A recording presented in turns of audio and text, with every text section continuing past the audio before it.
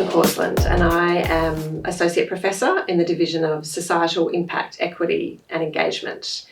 I'm also the Director of Yuwaya Ngarra-li, which is a long-term community-led partnership with the Dharawal Elders Group in Walgett that grew from collaboration on research study many years ago. Through that work with the Dharawal Elders Group and other Aboriginal community-controlled organisations in Walgett, we've learnt an enormous amount about what it takes to do that kind of university community collaboration well. And as part of that, we've had a number of projects involving students, in particular from the faculties of engineering and the built environment. In this video, we're really pleased to share with you insights and lessons from 3 collaborators who have been involved both in Yuwaya Ngarra-li but in a number of other community-centred learning projects. That includes Walgett, but also Bourke in northwest New South Wales and in Cambodia.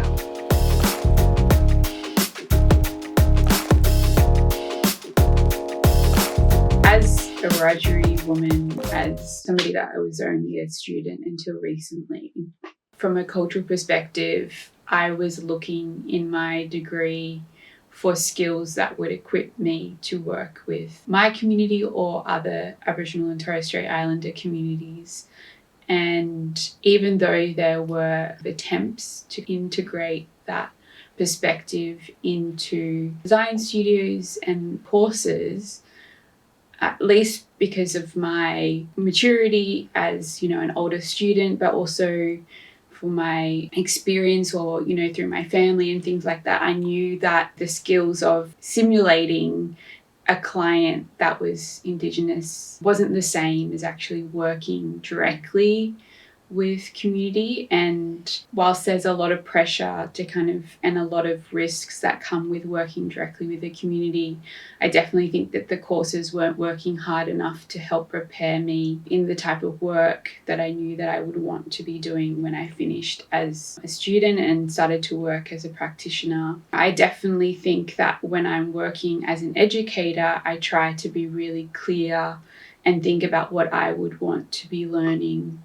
from their perspective, but then also what I want students to come out with and the skills that I want them to have in order to make them better designers, teachers, academics, be more equipped to work with Aboriginal and Torres Strait Islander communities. In preparing students, students are also not one size fits all. And often we think that and we design our education programs to be that way. And so perhaps these more immersive, community kind of connected and often led placements are only right for some students who do come with life or professional experience to equip them to do no harm. And so there needs to be a careful process around who are the students that will be participating in that and what are their responsibilities in coming into these programs. And then the other side of that is that students are often, even in first year undergrad, really interested in this kind of work and may have done similar style work in high school. And so maybe there is the role for the simulated or sort of slightly more disconnected or remote community-based work experience, but also getting students to build skills in listening, respect, collaboration. Yeah, so from the engineering discipline, these experiences, these courses are invaluable. The training that we can give to prepare high school students to go through a 4-year engineering degree is actually moving them away from this notion that there is a right answer. You're often working with very imperfect data, which is, where we get into the messy world.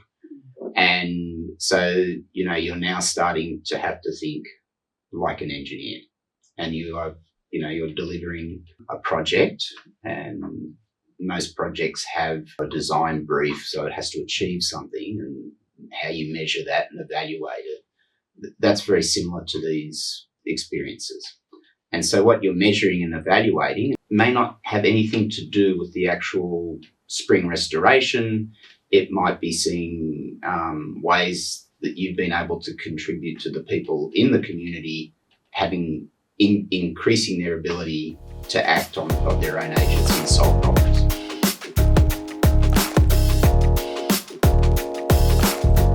the idea of building these types of projects smaller, like to start them, at a smaller scale and with less students, so that while you're still kind of growing the relationship with the community and you're working together around, how to provide benefit, like real benefit to that community, then starting kind of slowly and having less students is a really good way of kind of being able to, identify things that, will need to be changed in the following course, or, if things are going in a certain direction which aren't quite positive, it's easier to kind of navigate back and, without, it being too large of a process and a group of students that you can't kind of, make sure that the relationship isn't damaged. So I think, starting it slowly and thoughtfully and small is really key as well. You remind me as well about expectations, so preparing students through a discussion with students and community, actually both, about what their expectations are of the project and how to manage those expectations. And I think from a student perspective, often there's a fairly smooth experience of learning, right, in a very safe and controlled academic environment. And when you step out into the gnarly world of the real world, of, commercial projects, community projects or otherwise, there's some agility, flexibility, patience that's required. And students don't often have practice in an academic setting being able to deal with unexpected curveballs that come your way. So I think for students, that's a really invaluable learning experience, but it's one we have to have a discussion about and set some expectations about at the beginning. Yeah, so I think to have the best chance of the community getting something out of the engagement, recognising that the balance of powers is on our side and we're going to get more out, is to make sure that the activity is aligned with a community-led approach.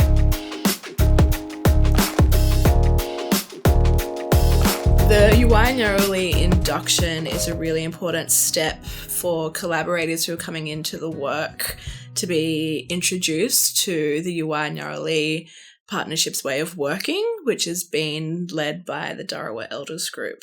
So this is an opportunity to talk about the origins of the partnership and to really give people the social and historical and political context that the Dharawal Elders Group grew from and now does lots of its work. So one of the key purposes of the induction is to give people a real critical understanding of Indigenous affairs, contemporary Indigenous affairs, but also historical, which the Dharawal Elders Group lives with the legacy of every day. The induction process helped me prepare for Walgett as it gave me local context or understanding of the community in which we were working in. This is really important because throughout my studies of humanitarian engineering and the courses that I've taken, they have stressed the importance of understanding the context. And a lot of solutions in which humanitarian engineers get involved in are unsuccessful because of this. So this induction was very important in understanding different parts of the community in ways of health, education, different sectors and how our project fits within that. And it was very important in gaining a wider and a holistic understanding of who the community is and our role as impact engineers and our role in the partnership. The final year for my bachelor's, I was working with one of the government facility. We are dealing with the contaminated site. It's a wastewater contaminated site. So the major thing we are considering is the ecology side of how to remediate the site to make sure the ecology is still alive. But talking to Dharawal Elders Group, I realized that, there's an Indigenous side of it, but I never really look into it. It's more about how to restore the environment, which is good, but it just makes me realize, there's so much more things that you need to consider in terms of designing a research and designing an engineering project. Having the students here in Walgett and like on the ground, listening to our concerns, our stories, not giving us advice, but really sitting there listening to what we had to say and about our concerns. We've been living in these communities. We haven't left these communities, and sometimes I think when people come into our community for big meetings or, there's something going on, like, to me, it's just like a tick a box. Yes, we've been to Walgett. Now we can go. We've ticked that box. But I really can see that the people we work with in the university, in the UNSW, they're really listening to us and they're backing us with, whatever issues, problems that's coming along. And I just love it how we all get together and sit down, after we've discussed something, the steps that we need to take to make that difference. 2017, we only had 2 workers. And 2025, like, we've grown to 15 local Aboriginal people, working for our community, doing the things that we know that's needed in our community. If there's students from the city, they don't know what the country and community are like, so it's a different environment. It is beneficial because then they know what to expect. If that's the community they want to work in, well, they will have that experience. It's not, it won't be daunting for them for their first time in a small remote community. We do an induction in community and plus at the UNSW, a full day of induction. And after that, they come out here to Walgett and sit around with the elders. And the elders talk to them and, just let them know what's going on and what we need from them. Yeah, they take everything that we say on board. They don't question us. They just go back. What they heard from us, they go back and like come up with a plan to try to help DEG. But it is beneficial for both the community and the students. It's a two-way learning experience. It's not just, students coming out here saying, we think you need this. No, they listen to community and they take it back and take action and get the job done.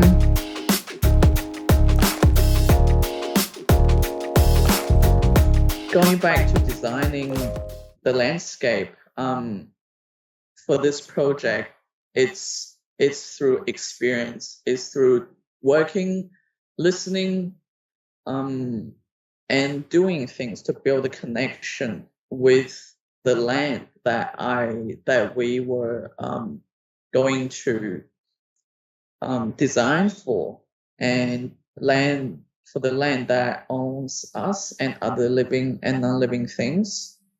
So that's really important to be here.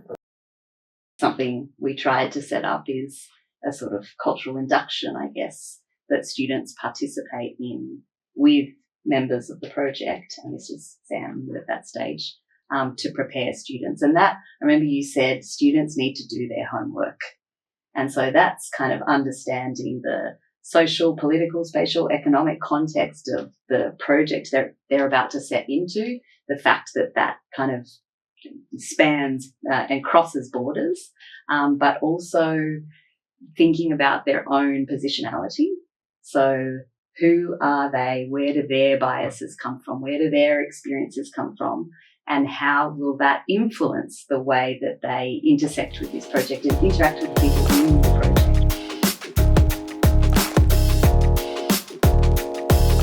What makes an ideal community-centred education program is that students are exposed to diverse ways of building knowledge, and that there's value in kind of understanding lived experience and learning from it, but there's also value in bringing your own disciplinary expertise to intersect with that. So the kind of nexus of those two are sort of where you hit the juicy point of learning and of benefit for community groups. Yeah. what does a bad student experience look like? It's one where the student doesn't gain a new perspective beyond what they've already got through their studies, and they don't get to either contribute to or see agency in the community taking control. That it still just becomes this one-way flow. Yeah. The other thing, like from a sort of pedagogical scholarship perspective, is that lots of this kind of work fits into what can be termed service learning or community-centred learning. And so traditional service learning looks at students serving in a more one-way kind of direction and the sort of feel-good factor that comes from that, or the saviour mentality.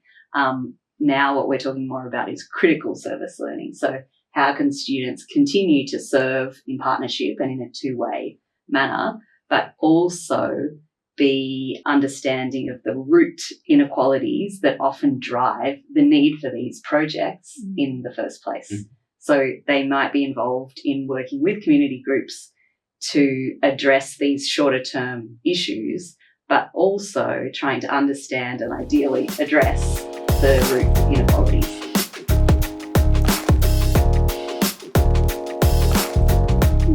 Enabling here is funding, right? So not every student is in the privileged position to be able to travel for long periods of time, nor to afford to be able to travel, to sublease their apartment, and to pay for day-to-day expenses that can often be more expensive in the places that they travel to.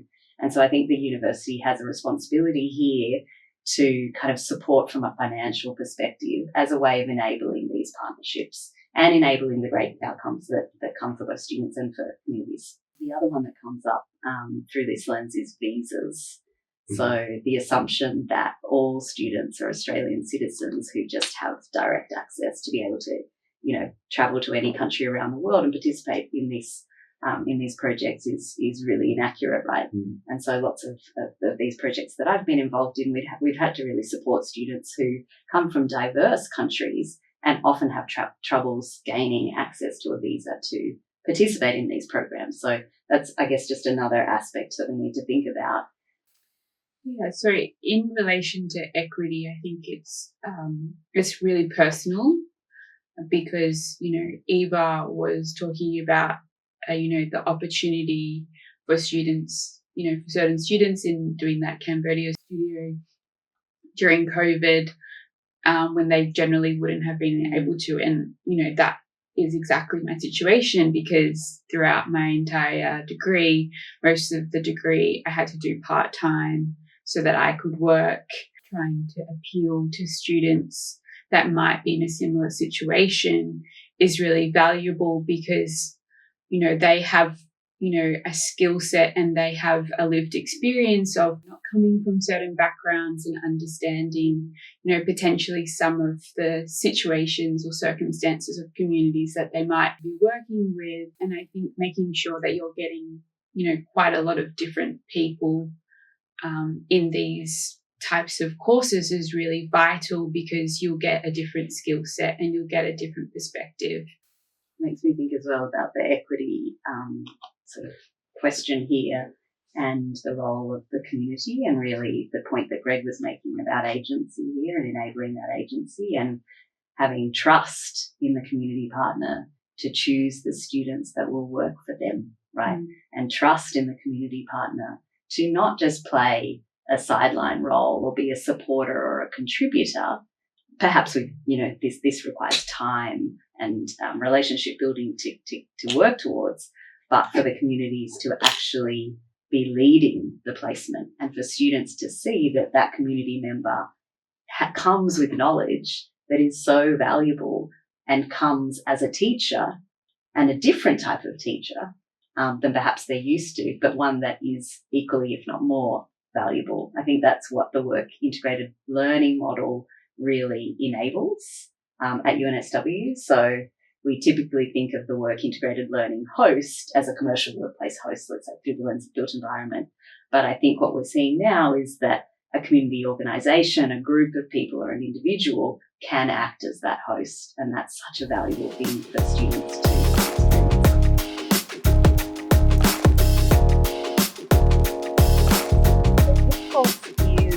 chance for designers and design students to work with community groups on the ground and to learn together about how daily lives unfold.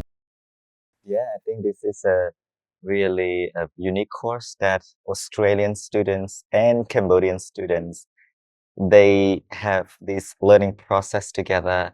And in the end, it is about learning the everyday intelligence, how people make their neighborhoods theirs, what all of those elements that they customize, adapt, change, modify to make their living environment unique and enrich the life on the streets or as a community. Many of the designs, they fail because it is done from the perspective of a designer. For students, what role do creatives play in that network? You know, sometimes do designers need to step back? Sometimes do they step in gently? The process, the learning process is figuring out that the place that you have in all of this. In Phnom Penh, and I read the strategies from the municipality, and there's a lot of talk about beautification. Rather than rushing in, as often designers do, to say, this is the problem and this is how I will solve it. It's actually just to say, I'm going to stop and I'm going to try to build an understanding and then think, okay, so what is my place here? I think just to slow down. We zoom in, focusing on the stories of lives of the residents in the neighborhood and what matters to them and what makes this neighborhood theirs. Really decentralizing and also bringing new actors of agency, which is like the community, and really changing my perspective as a designer in this process was very, very fulfilling. So I keep going back to what I learned for the 4 years. And then this experience has definitely spun it around and really given me another take on how I look at design. The one thing I learned, I think, in this whole process is that community-led design really does mean community-led.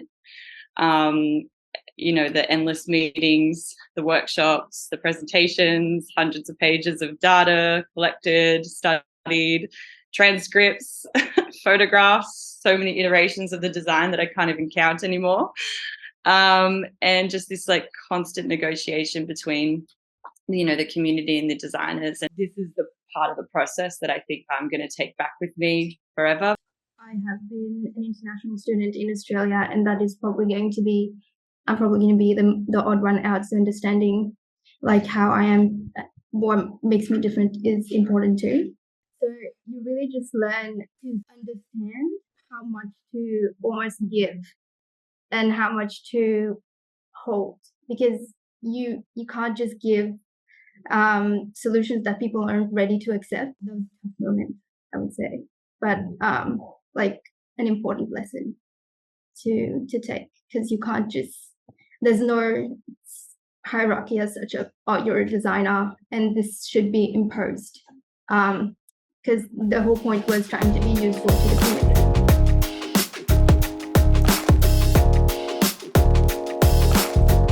UNSW Ngarra-li Partnership last year, we did a work integrated learning course with some art, design and architecture students in October, and they assisted in looking at a need that the partnership have been focused on for many years, which was children and young people.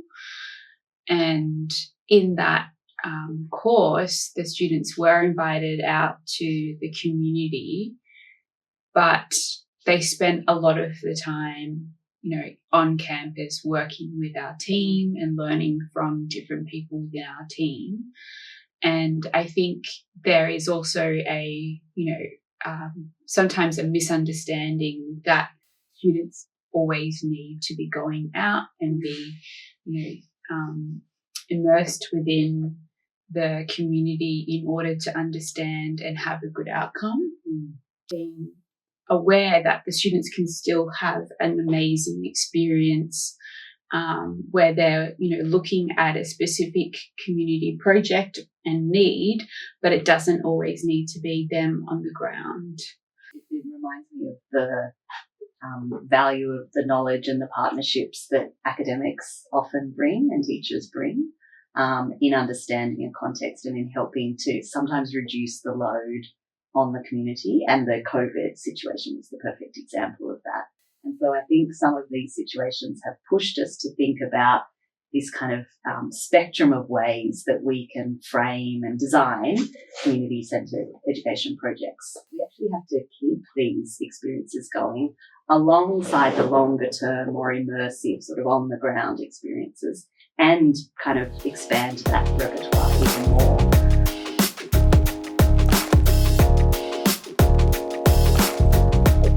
In some cases, there are legacies.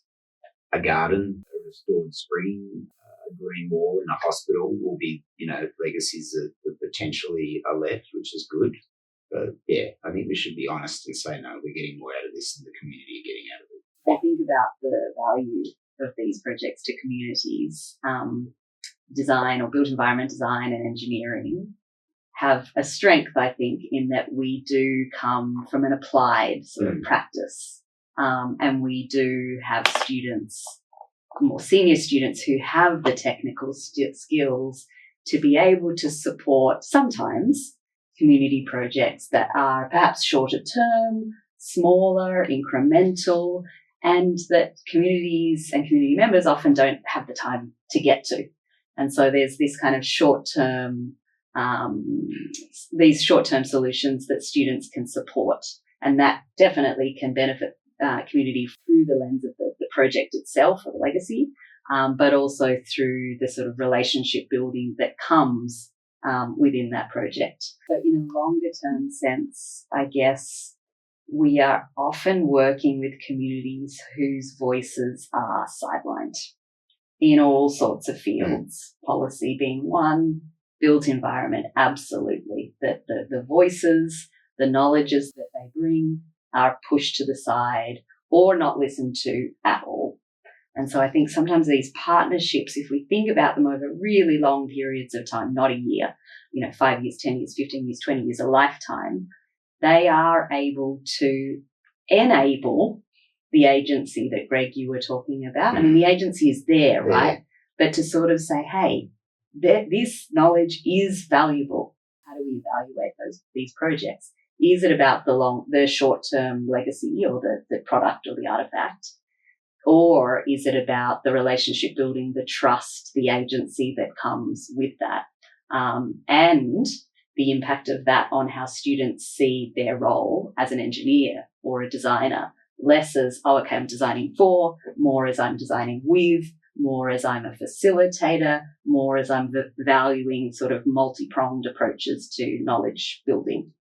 The reality is that there is always going to be an imbalance, and it is on the side of the university and the student. And I think also what you said is true, that maybe over the long term, that imbalance becomes less. But it can also become less when we're more kind of strategic about how the students are assisting. True. And the type of things that they're helping to do. There's definitely examples where there's, community can benefit. It's just about kind of thinking about it in the right way and, as you said, in a community-led way of like, how can we transfer these skills so that, if they don't need us anymore, then they don't need us anymore. Yeah. So there's something around the structures and the systems of the university needing to shift or jiggle a little bit to enable that kind of participation. And also, I think what's exciting about the societal impact framework is to think differently about how we can take a more nuanced approach to the indicators of success.